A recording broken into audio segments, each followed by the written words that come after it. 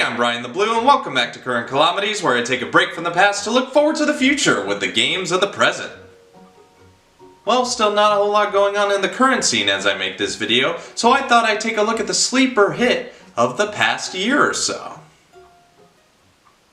Untitled Goose Game, a fun simulation of being the mischievous title animal which has become more popular in the last decade. You remember Goat Simulator, or the myriad of pet or zoo games? Oh look, it's my real cat. I was able to get a physical copy last year from I Am 8-Bit. Dubbed the Lovely Edition, it came with some extra goodies like this in-game plaza catalog, a No Goose Allowed sticker, and a map of the whole town that you'll be traversing in the game. I've actually had experience with a goose in my early days. On a trip up in the wilderness, I got chased by a familiar goose, so now I get to enjoy the same experience with the roles reversed. Oh, thank you, Whiskey. Now let's start this off with... 4 guys in the house made this masterpiece of a game, and now it's time to see what the average life of a goose is like. At the start, you get a simple and brief tutorial of the controls, plus a little foreshadowing if you know where to look, but once you get across the water, the real antics begin. This game is a mix of 2 genres, the first being a puzzle game as you got tasks to do when you're in a certain area, and you have to complete them in your own way. This is also a stealth game as you'll sometimes have to do things without any of the human characters knowing. There are human characters doing their usual thing, and they won't mind your presence at first, but when you start messing with things that involve them, then they'll start getting annoyed. Well, you don't want me around anymore, huh? I only got one thing to say to that.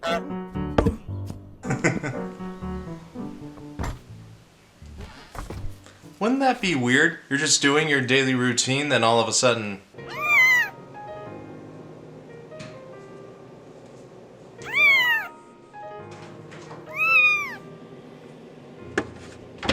I just turned away for 1 second. When you complete a certain number of normal tasks, you'll have an additional task added, which will usually lead to an opening from the current area you're in, allowing you to head to the next. The whole town is connected like a town should, so you can go back to past areas if you have a task left over that you want to finish, but you'll be doing so much in the other sections that you'll more than likely get stuck in the hilarity of it all. I think I speak for most when I say this game is not only fun, but genuinely funny. The humor on display fits right in with all the shenanigans you get yourself into, like messing around with this lad, getting yourself on TV, tricking the lady to put the ribbon on you. I think the lesson here is that general mischief is the best. Of the tasks that you need to do before continuing, some are straightforward while others can toggle the brain more. Even I got lost in a few places, but just keep exploring and you'll eventually finish the game before you know it. Honestly, I was surprised that I finished the game. I didn't know how long the game was, and I didn't know much after the back garden area, but after the pub you get to a new section that gets all meta up in here.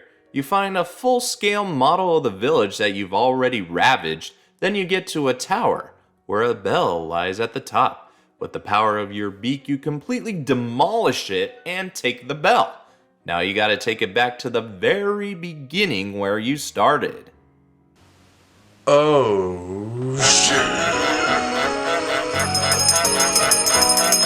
Take it back to your already established pile, and your day is done.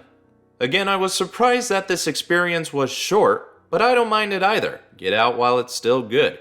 But it doesn't have to end there, as you'll have additional tasks you can do after the fact when you replay it, or if you want to go back and terrorize the town for another round. Get the knife out and you're back in business.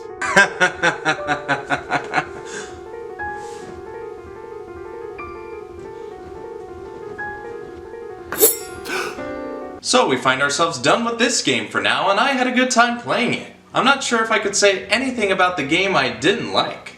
It wasn't a perfect game as I had a couple issues, but it didn't take away a great deal of my enjoyment overall, and I was immersed with being a troublesome goose. I'll summarize it in the moment, but in the meantime I want to show you guys my favorite parts of the playthrough. Man, who needs bread when you can have a whole sandwich? Hey, Whiskey! Oh, look at this goose. This goose can do tricks. My cat can fetch.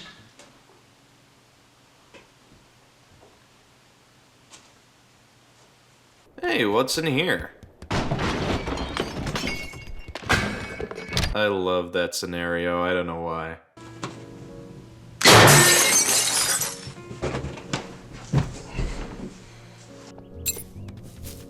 Kept you waiting, huh? Oh, hi, Whiskey. So with all that being said, what's my overall opinion?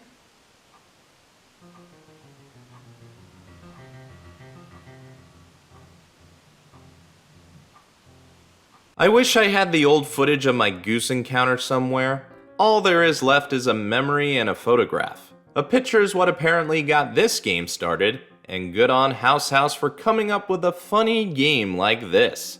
Untitled Goose Game combined puzzles, stealth, and British humor to make a great little simulator that's just harmless fun. At least for the goose, probably not for the villagers. I'd recommend trying this out if you're looking for a short yet sweet time. There's also a 2-player mode, but I wonder, if they ever revisit this concept, could they do it with a cat? That would break the internet in a...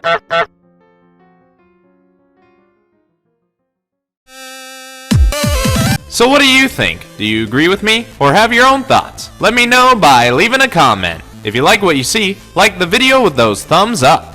If you think anyone else would like this vid, share it around. And if you want to see more of me, this show, and others, hit the subscribe button. I'm BrianTheBlue, thanks for watching. I'm going back to the past, and until next time, I'll see you in the future.